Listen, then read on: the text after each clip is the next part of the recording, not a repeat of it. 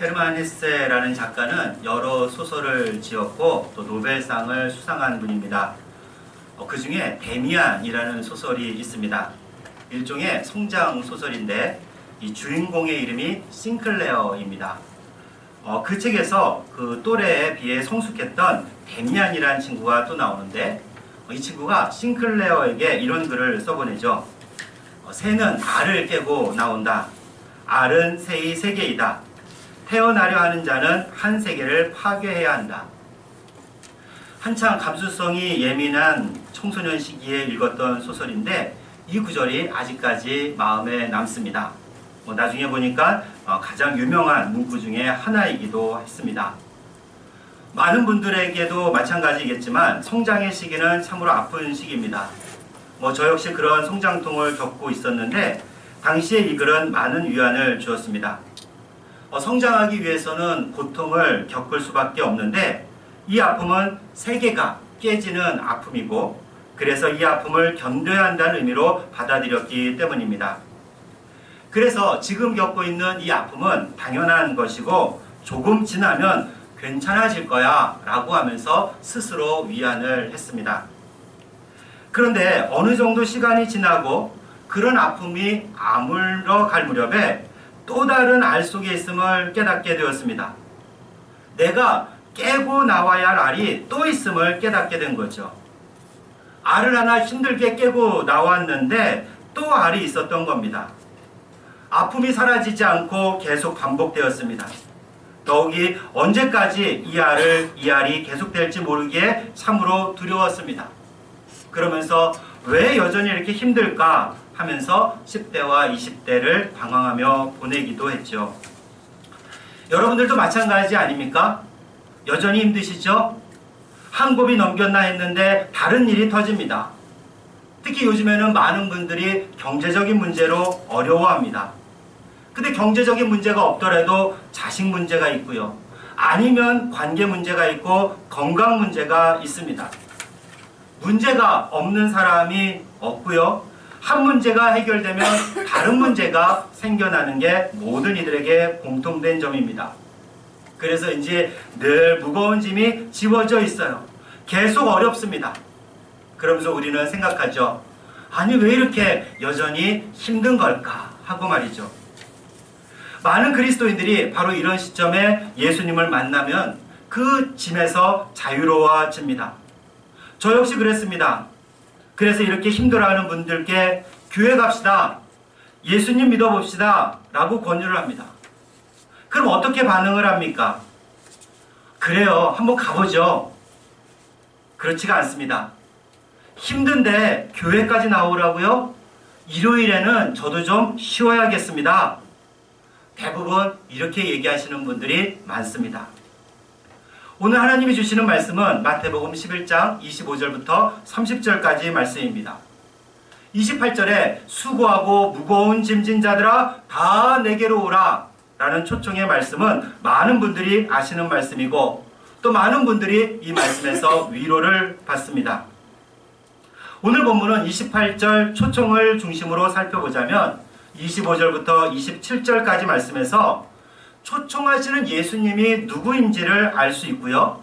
또 예수님은 특히 어린아이와 같은 사람이 초청되었음에 감사하고 있습니다. 28절부터 30절까지 말씀에서는 예수님은 수고하고 무거운 짐진 자들을 초청하시고 그리고 그 초청에 응한 결과 쉼이 있고 또 그 이유는 예수님의 짐이 가볍기 때문이라 라고 말씀하고 있습니다. 우선 예수님은 수고하고 무거운 짐진 자들을 부르십니다. 우리 다 같이 28절 말씀을 함께 봉독하겠습니다. 28절 말씀입니다. 수고하고 무거운 짐진 자들아 다 내게로 오라 내가 너희를 쉬게 하리라. 아멘. 예수님께서는 수고하고 무거운 짐진 자들을 다 오라고 초청하고 있습니다. 이들을 쉬게 해주겠다고 말씀합니다. 여기에서 수고하고 무거운 짐진 자란 누구를 말할까요? 원래 이 헬라어로 쓰인 이 단어 수고하는 자라는 것은 스스로 일을 많이 하여 계속해서 피곤해 지친 사람을 뜻합니다. 지치고 피곤한 이유가 바로 자기 자신입니다. 누가 시키지 않아도 일을 막 만듭니다. 처음에는 좋아서 열심히 하느라 힘든 줄도 모르죠. 스스로 많은 일을 계획하고 실행합니다. 그러나 시간이 지나면 힘들고 지치기 마련입니다.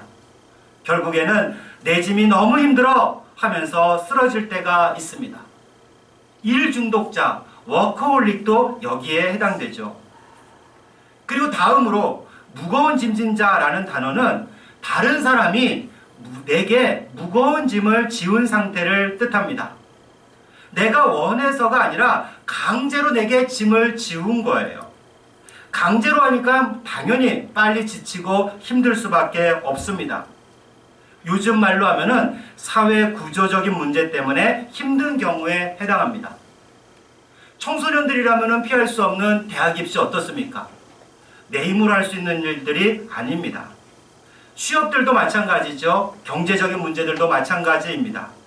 내가 스스로 지는 짐이 아니라 사회 구조적인 문제로 인해서 어쩔 수 없이 질 수밖에 없는 그런 짐들입니다. 이렇게 수고하고 무거운 짐진 자들을 예수님은 다 초청하고 있습니다. 스스로 짐을 진 자들이나 다른 사람이 짐을 지은 경우나 상관없이 예수님은 모든 사람을 다 초청하고 있습니다. 스스로 짐을 지고 힘든 자들에게 그거 니네 잘못이니까 스스로 책임져 라고 하지 않으십니다. 억지로 짐을 진 자들에게도 그 짐을 지은 사람들에게 그 사람들에게 가서 따져야지 왜 나한테 그래? 라고 하지 않으십니다. 물론 불의한 일에 눈을 감으란 말은 결코 아닙니다. 불의에 항거를 하다 힘들고 지친 사람들도 역시 초청의 대상입니다. 어떤 상황이든지 어떤 이유로든지 지치고 지쳐있고 힘들면 다 오라고 우리 주님이 말씀하십니다. 우리 주님은 가리시거나 차별하는 분이 결코 아닙니다. 또 다 오라 라는 말씀에는 믿지 않는 사람에게도 해당하는 말이고 믿는 자에게도 적용되는 말씀입니다. 당연히 가정 문제, 직장 문제, 관계 문제, 또 재정적인 어려움, 육체적이고 정신적인 건강 문제 등도 포함이 됩니다. 그리고 무엇보다 죄의 문제가 있습니다. 전도를 하다 보면 이런 분이 있죠. 예수 믿고 구원받으세요 라고 말을 하면요, 내가 지은 죄가 많아서 조금 있다 나갈게 하는 분들이 있습니다. 자신들이 죄인이라는 사실을 잘 알고 있어요. 그러나 어떻게 해결해야 될지는 잘 모릅니다. 그래서 여전히 무거운 짐을 진 채로 살아가고 있는 겁니다. 이렇게 죄의 문제를 해결하지 못하고 그 문제 때문에 괴로워하는 사람들이 있습니다. 하나님은 바로 이런 사람들을 부르십니다. 비단 이런 문제뿐만 아니라 자기 죄로 인해서 죄의 짐으로 인해 그 무게로 인해 어쩔 줄 몰라 하는 사람들을 초청하고 있습니다. 또한 예수님은 믿는 사람들도 부르고 계십니다. 믿는 자를 부르고 계시다고요? 그리스도인들도 힘들다고요? 오해는 마십시오. 그리스도인들도 힘듭니다. 목사도 힘듭니다.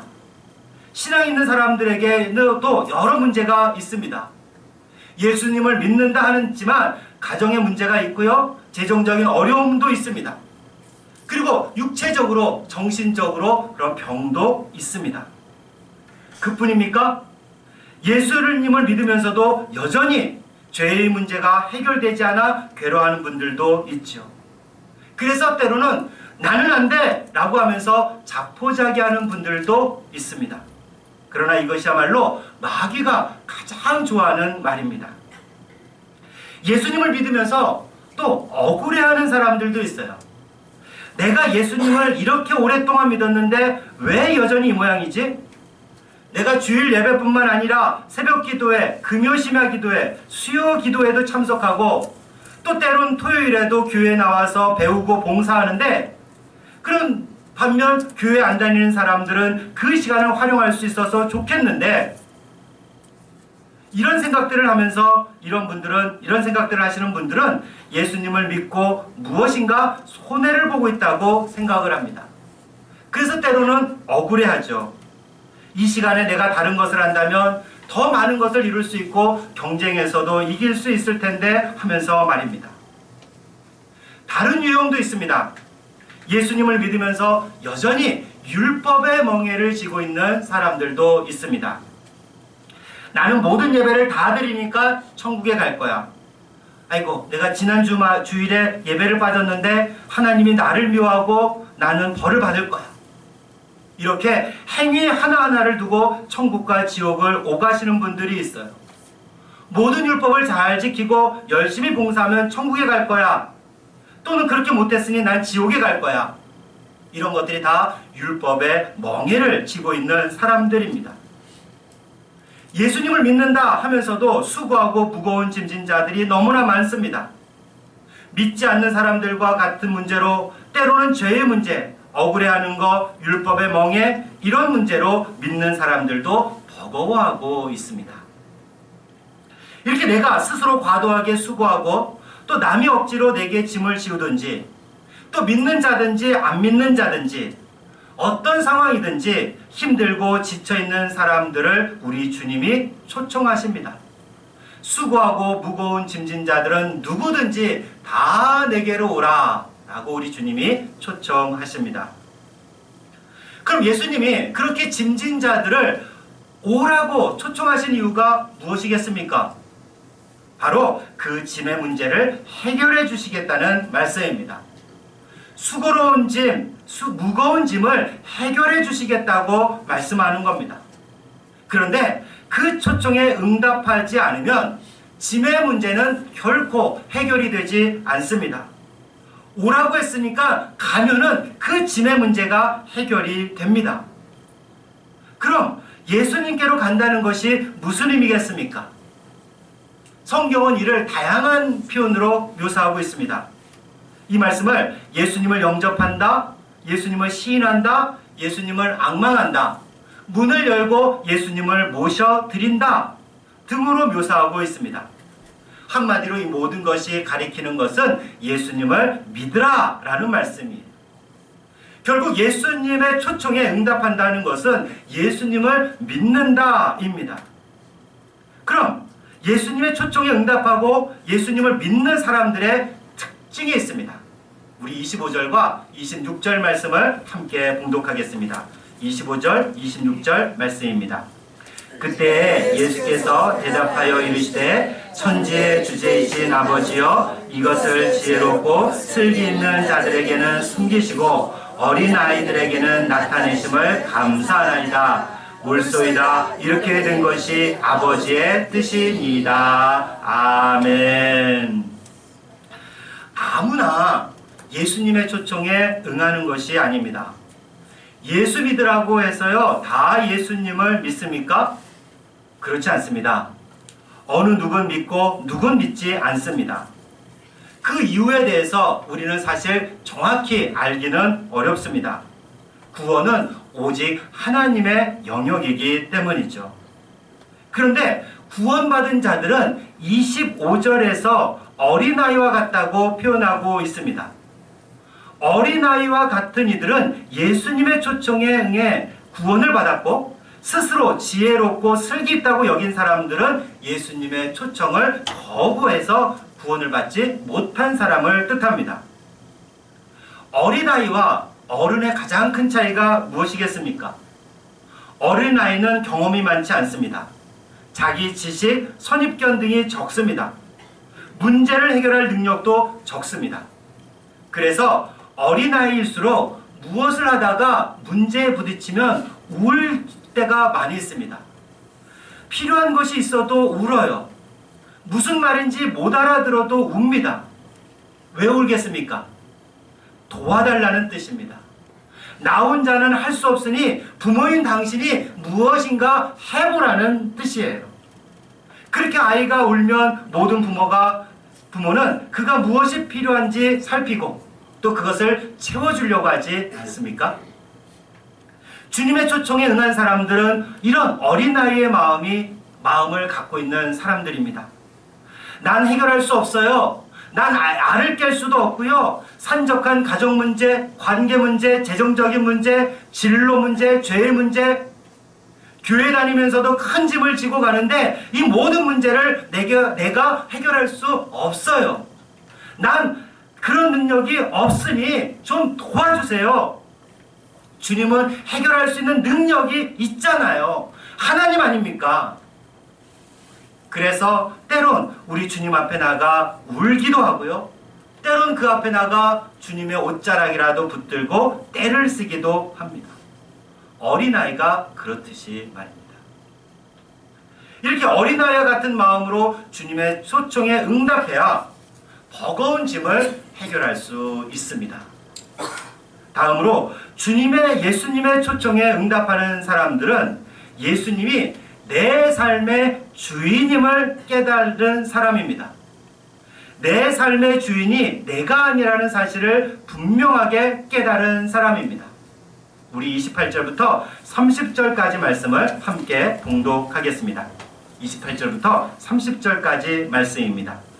수고하고 무거운 짐진 자들아 다 내게로 오라. 내가 너희를 쉬게 하리라. 나는 마음이 온유하고 겸손하니 나의 멍에를 메고 내게 배우라. 그리하면 너희 마음이 쉼을 얻으리니 이는 내 멍에는 쉽고 내 짐은 가벼움이라 하시니라. 아멘. 우리 주님께서 짐진 자들을 다 부르시는데 그 짐을 없애주겠다라는 말씀이 없습니다. 그 짐의 문제를 해결해 주신다고는 하는데 어떻게 해결해 주신다는 말씀이 없어요. 오히려 29절 말씀에 보니까 나의 멍에를 메고 내게 배우라 라고 말씀하셨습니다. 이런 경우를 우리가 혹 때려왔다가 혹 붙이고 가는 그런 경우라 할 수가 있죠. 근데 그럼에도 불구하고 쉼이 있습니다. 마음에 안식이 있다고 말씀합니다. 짐이 가벼워진다 말씀하십니다. 우리가 예수님을 믿으면 모든 문제가 싹 사라집니까? 사실 그렇지 않습니다.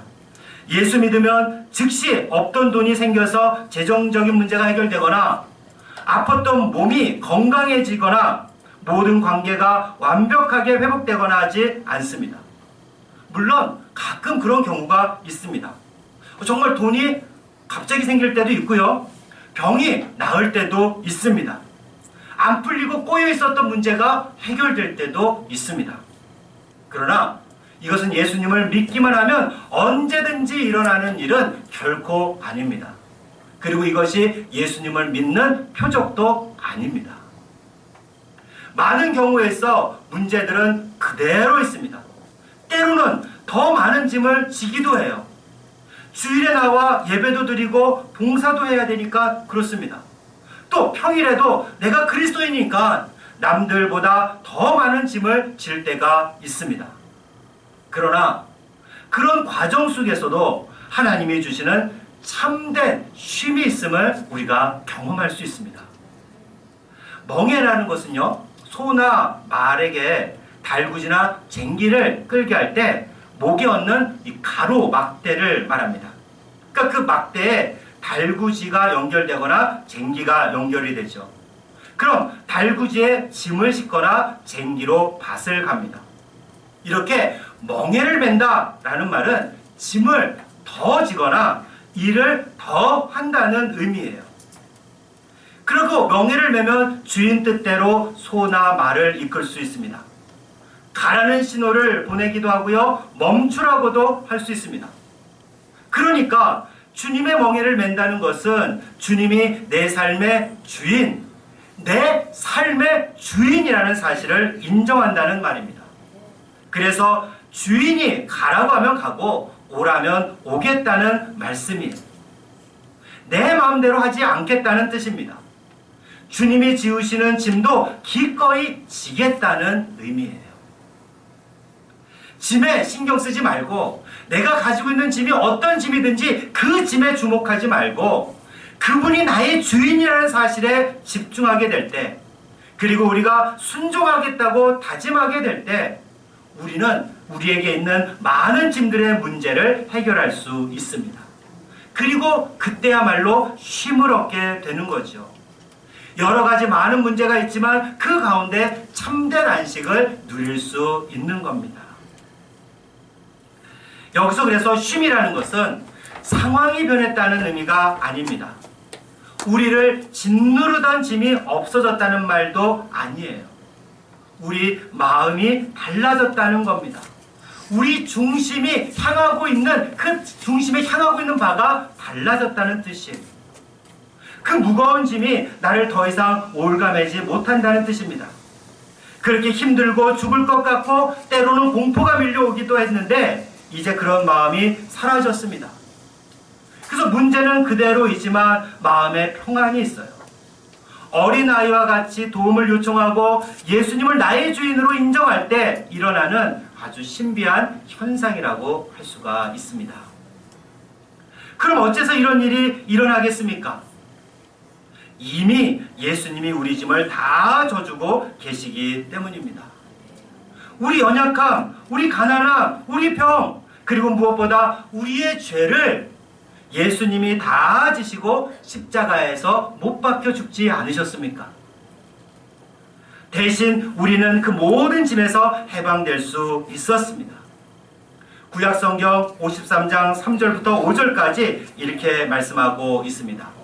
우리 그 스크린 한번 봐주시기 바랍니다. 스크린을 보시면서 새번역 성경으로 우리 함께 봉독하겠습니다. 바탕화면에 한번 보시겠어요? 아까 미리 말씀을 못 드려서 새번역 성경으로 이 말씀에서 그는 예수님을 의미합니다. 그래서 이를 생각하면서 이사야 53장 3절부터 6절까지 말씀을 우리가 찬찬히 함께 봉독하겠습니다. 함께 봉독합니다. 그는 사람들에게 멸시를 받고 버림을 받고 고통을 많이 겪었다. 그는 언제나 병을 앓고 있었다. 사람들이 그에게서 얼굴을 돌렸고 그가 멸시를 받으니 우리도 덩달아 그를 귀하게 여기지 않았다. 그는 실로 우리가 받아야 할 고통을 대신 받고 우리가 겪어야 할 슬픔을 대신 겪었다. 그러나 우리는 그가 징벌을 받아서 하나님에게 맞으며 고난을 받는다고 생각하였다. 그러나 그가 찔린 것은 우리의 허물 때문이고 그가 상처를 받은 것은 우리의 약함 때문이다. 그가 징계를 받음으로 우리가 평화를 누리고 그가 매를 맞음으로써 우리의 병이 나았다. 우리는 모두 양처럼 길을 잃고 각기 제 갈 길로 흩어졌으나 주님께서 우리 모두의 죄악을 그에게 지우셨다. 아멘. 예수님이 이렇게 우리의 모든 짐을 다 주셨기에 그래서 우리가 예수님을 믿는다라는 것은 바로 이것을 믿는 것인데 예수님이 우리의 모든 짐을 다 주셨다는 것을 믿을 때 우리는 그분 안에서 참된 평화와 참된 안식을 누릴 수 있게 됩니다. 사랑하는 자매 형제 여러분, 살아가기 참 힘든 때라고 말합니다. 열심히 일하지만 상황은 잘 호전되지 않습니다. 여전히 애써 수고하고 여전히 무거운 짐을 지고 있습니다. 나는 왜 이렇게 계속 힘들기만 할까? 라는 탄식도 저절로 나옵니다. 그러나 바로 그런 사람들을 우리 주님께서 초청하십니다. 수고하고 무거운 짐진 자들아 다 내게로 오라. 내가 너희를 쉬게 하리라. 그분의 안식으로 우리를 초청하고 있습니다. 그 초청에 어떻게 응답하시겠습니까? 아직 믿지 않는 분들은 이렇게 말할지도 모르겠습니다. 처음에 말씀드린 것처럼 힘든데 일요일에 교회까지 나오라고요? 일요일에는 좀 쉬는 것이 내게 훨씬 유익합니다. 그러나 힘들수록 예수님을 믿고 교회에 나와야 됩니다. 거기에야말로 진정한 쉼과 안식이 있기 때문입니다. 믿는 분들도 마찬가지죠. 때로는 예수님을 믿는다고 하는데 힘든 것은 마찬가지일 때가 있습니다. 그리고 그 힘든 것을 잊으려고 엉뚱한 방법을 찾기도 합니다. 세상에서 일 중독자처럼 일하기도 하고요. 교회에서 봉사도 열심히 합니다. 그러나 그 어느 것도 우리를 누르고 있는 짐에서 우리를 해방시켜주지 않습니다. 그저 헛될 뿐이에요. 오직 우리 주님만이 참된 평안을 누리게 하실 수 있습니다. 사랑하는 여러분, 오늘도 예수님이 우리를 초청하십니다. 자신의 한계를 깨닫고 도움을 청하는 어린아이와 같이 우리 주인이신 예수님의 초청에 응답해 그분께 나아가십시오. 그 가운데서 주님이 주시는 평안이 있습니다. 주님만이 주실 수 있는 참된 쉼을 누리시는 여러분과 제가 되기를 주님의 이름으로 축원합니다. 우리